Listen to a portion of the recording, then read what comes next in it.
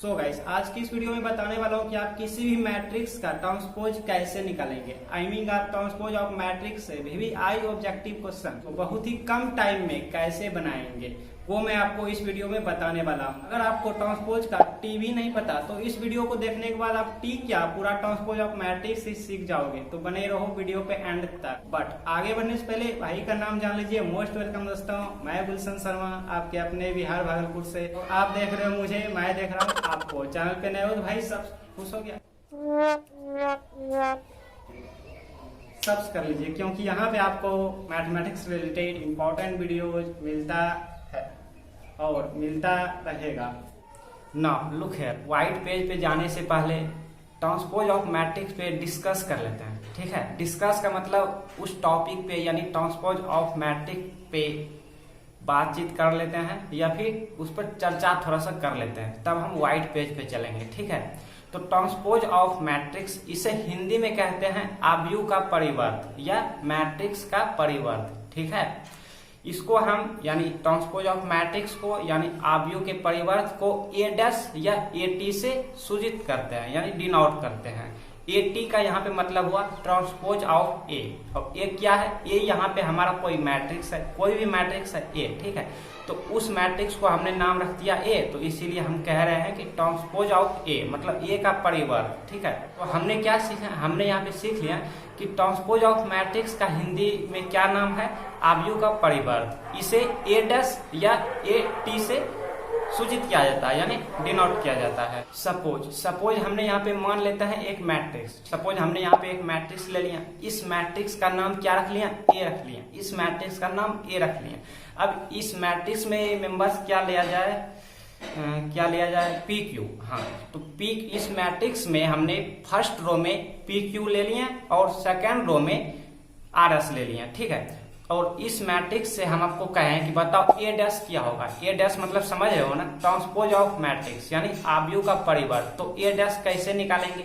तो हम क्या करेंगे कि इस मैट्रिक्स में जो फर्स्ट रो है हमारा, उस फर्स्ट रो को फर्स्ट कॉलम में कन्वर्ट कर लेंगे, मतलब फर्स्ट कॉलम में लिख लेंगे। अब इस मैट्रिक्स में जो हमारे पास सेकेंड रो है, इस सेकेंड रो को क्या करेंगे? इस सेकेंड रो को सेकेंड कॉलम में फिल कर लेंगे, मतलब ऐसा लिख लेंगे। ठीक है, तो अब यहाँ पे एक नया मैट्रिक्स बन जाता है, नया आव्यूह आ जाता है। तो इस न्यू आव्यूह का नाम क्या है? इस न्यू आव्यूह को हम ए डैश कहेंगे, मतलब ट्रांसपोज ऑफ मैट्रिक्स कहेंगे यानी ट्रांसपोज ऑफ ए कहेंगे या फिर ए का परिवर्त कहेंगे। ठीक है, तो आपने यहाँ पे क्या सीखे? आपने यहाँ पे ये सीखे। और हाँ, अगर आपको अभी समझ नहीं आ रहा है तो कोई बात नहीं, हम व्हाइट पेज पे चलेंगे ना तो वहाँ पे अच्छे से क्लियर डाउट कर लेंगे। ठीक है, तो हाँ, आपने क्या सीखे?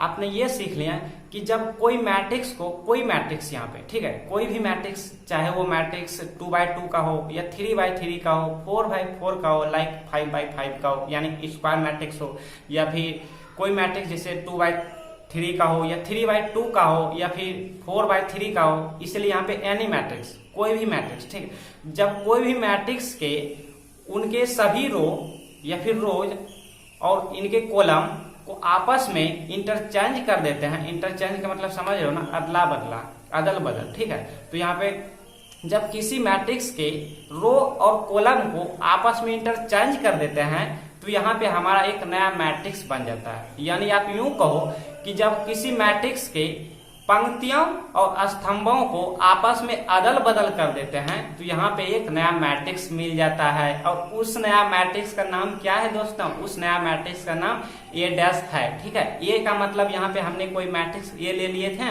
और यहाँ पे डैश में कन्वर्ट हो गया, मतलब अब ए डैश बन गया। या आप यूं कहो ए टी, या फिर आप कहो ट्रांसपोज ऑफ ए कहो, या फिर ए का परिवर्त कहो। तो यहाँ पे जो मैट्रिक्स नया बन जाते हैं तो इस नया मैट्रिक्स का नाम क्या रखा जाता है? ए डैश रखा जाता है। ठीक है ना।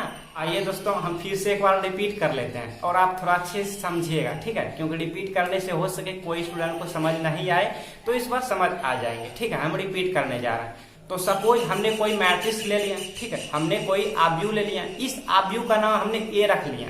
ठीक है, ए रख लिया, आप कुछ भी नाम रख सकते हो। तो इसमें जो फर्स्ट रो जो होंगे, उस फर्स्ट रो को क्या करेंगे? फर्स्ट कॉलम में हमने लिख लेंगे, मतलब एडजस्ट कर लेंगे। ठीक है, अब इस मैट्रिक्स में जो सेकंड रो है, इस सेकंड रो को सेकंड में लिख लेंगे। अगर इसमें थर्ड रो है तो थर्ड रो को थर्ड कॉलम में लिख लेंगे। तो ये जो नया मैट्रिक्स बन गया हमारा, यहाँ तो पहले से एक मैट्रिक्स था। ठीक है, तो इनमें से हमने क्या किया, इस मैट्रिक्स के जितने भी रो हैं ये सारे रो को सारे कॉलम में एडजस्ट कर दिया, मतलब फिल कर दिया। ठीक है, तो यहाँ पे एक नया मैट्रिक्स बन जाता है। इस न्यू मैट्रिक्स को क्या कहते हैं दोस्तों, इस न्यू मैट्रिक्स को एडस कहते हैं, ए कहते हैं। ए का मतलब हुआ ट्रांसपोज ऑफ ए। ठीक है, ये यहाँ पे कोई मैट्रिक्स होंगे। ठीक है, तो मतलब कि ए का परिवर्त यहाँ पे एक नया मैट्रिक्स बन जाता है, उसी का नाम रखा जाता है ए का परिवर्त। ठीक है, यानी ट्रांसपोज ऑफ मैट्रिक्स कहते हैं।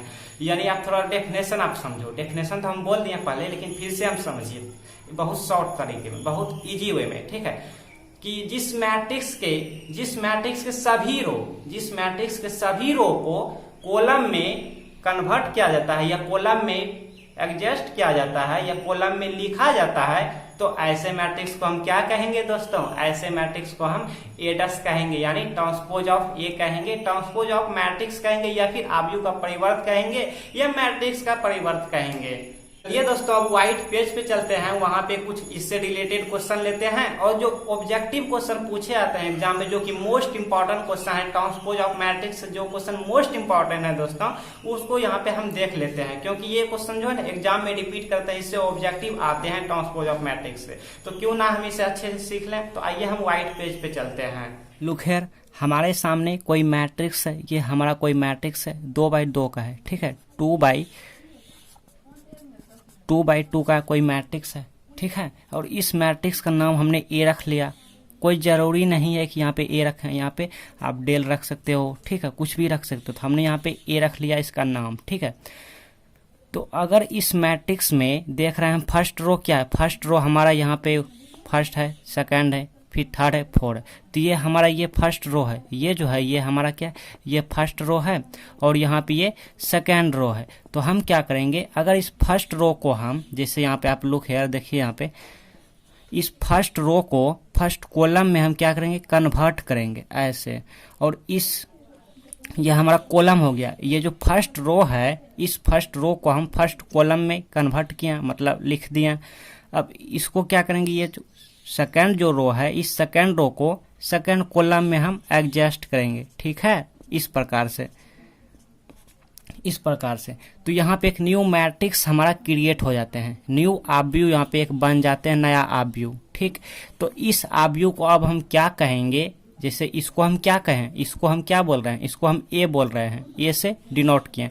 तो अब इस आव्यूह को हम क्या डिनोट करेंगे, ए डैश करेंगे। क्या करेंगे, ए डैश। ठीक है, हम यहाँ पे कर लेते हैं ए डैश इक्वल टू, ठीक, इसी से ये इंटरचेंज हुआ, इसी से। ठीक है, ए डैश इक्वल टू इतना कब होंगे, जबकि ए बराबर हमारा गिवन रहेंगे, इतना दिया हुआ रहेंगे। ठीक है, नेक्स्ट और एग्जाम्पल लेते हैं।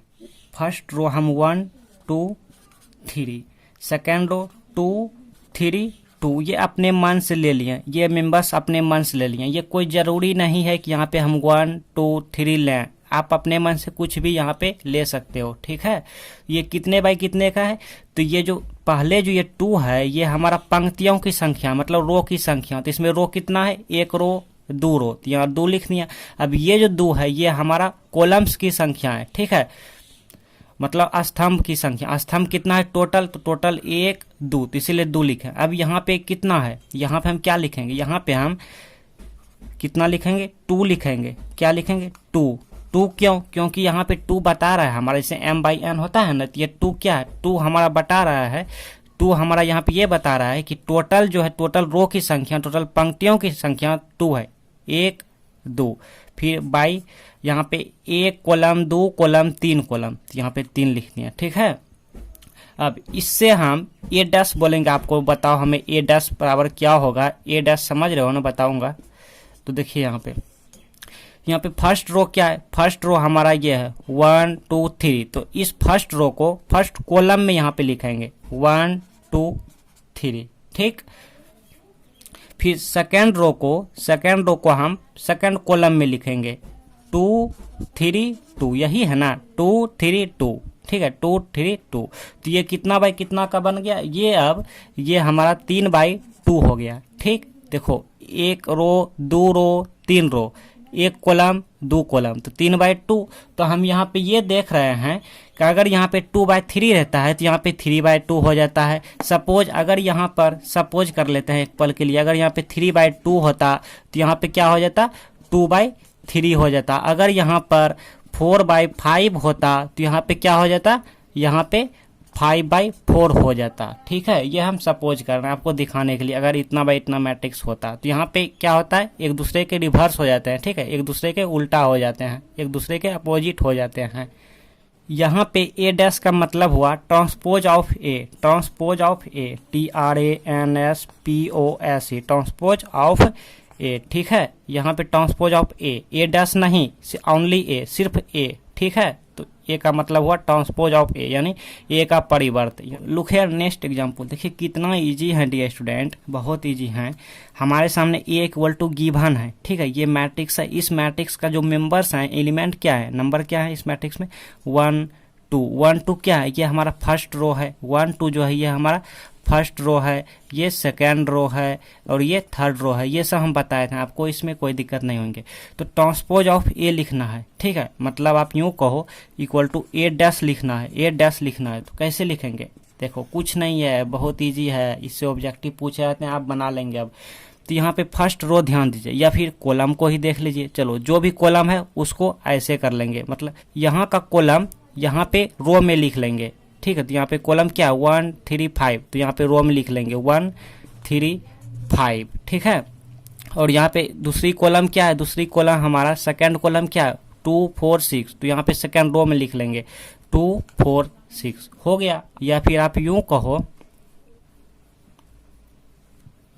यूं कहो कि यहाँ पे जो फर्स्ट रो है हमारा, उसको फर्स्ट यहाँ पे कॉलम में लिख लेंगे तो भी ठीक है। जैसे यहाँ पे 1 2 क्या है, ये फर्स्ट रो है तो यहाँ पे कॉलम में लिखेंगे 1 2। ठीक है, अब यहाँ पे सेकेंड रो क्या है 3 4, तो इसको यहाँ पे कॉलम में लिखेंगे 3 4। ठीक है, यहाँ पे 5 6, तो यहाँ पे 5 6, समझ रहे हो ना। तो हम यहाँ पे ये देखें कि यहाँ पे जो भी कॉलम में रहेंगे उसको यहाँ पे रो में लिख लेंगे, या आप यूं कहो कि जो भी यहाँ पे रो में लेंगे उसको कॉलम में लिख लेंगे तो भी ठीक है। तो ठीक, अब नेक्स्ट एग्जाम्पल आपके लिए हम दे रहे हैं ऑब्जेक्टिव क्वेश्चन। तो मैं उम्मीद करता हूं दोस्तों कि ट्रांसपोज ऑफ ए आप यानी ट्रांसपोज ऑफ मैट्रिक्स आप अच्छे से सीख गए होंगे। तो जल्दी से आपके सामने एक स्क्रीन पे क्वेश्चन शो हो रहे हैं, आप इसका कमेंट में बताओ ऑब्जेक्टिव है ऑप्शन, जल्दी से बताओ।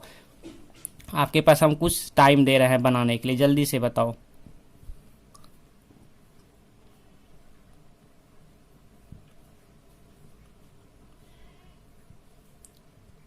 अब नेक्स्ट क्वेश्चन भी आपके सामने स्क्रीन पे आ रहे हैं, आप जल्दी से बताइए इसका भी आंसर। तो ठीक, अब नेक्स्ट क्वेश्चन लाएंगे। तो आज की क्लास हमारा यही था ट्रांसपोज ऑफ ए, जिसमें से ये जो हमारा ये जो कॉलम है इसमें से, तो इस कॉलम को क्या किया, इस कॉलम को हम यहाँ पे रो में लिख लिया, एडजस्ट कर लिया, और दूसरी कॉलम को हमने क्या किया, दूसरी कॉलम को यहाँ पे दूसरी रो में लिख लिया। ठीक, या फिर कॉलम को रो में लिखो या फिर रो को कॉलम में लिखो। ठीक है, बात सेम ही है। ट्रांसपोज ऑफ मैट्रिक्स रिलेटेड कुछ प्रॉपर्टीज हैं जो कि आपके स्क्रीन पे आ रहे हैं, आप उसे नोट कर लीजिए, इंपॉर्टेंट प्रॉपर्टीज हैं। नेक्स्ट क्लास में इस पर हम डिस्कस करेंगे, साथ ही symmetric and skew symmetric discuss करेंगे। सिमेट्रिक्स मैट्रिक्स मतलब होता है सममित आव्यूह, और स्क्यू सिमेट्रिक्स मतलब विसम्मित आव्यूह, जो कि इंपॉर्टेंट है। इस पर हम नेक्स्ट क्लास में आएंगे। तो प्रॉपर्टी आप नोट की, अगर आप इस चैनल पे न्यू हैं तो सब्सक्राइब कर लीजिएगा। ठीक, और नोटिफिकेशन आप ऑल सेलेक्ट कर लीजिएगा। तो हम मिलते हैं नेक्स्ट क्लास में।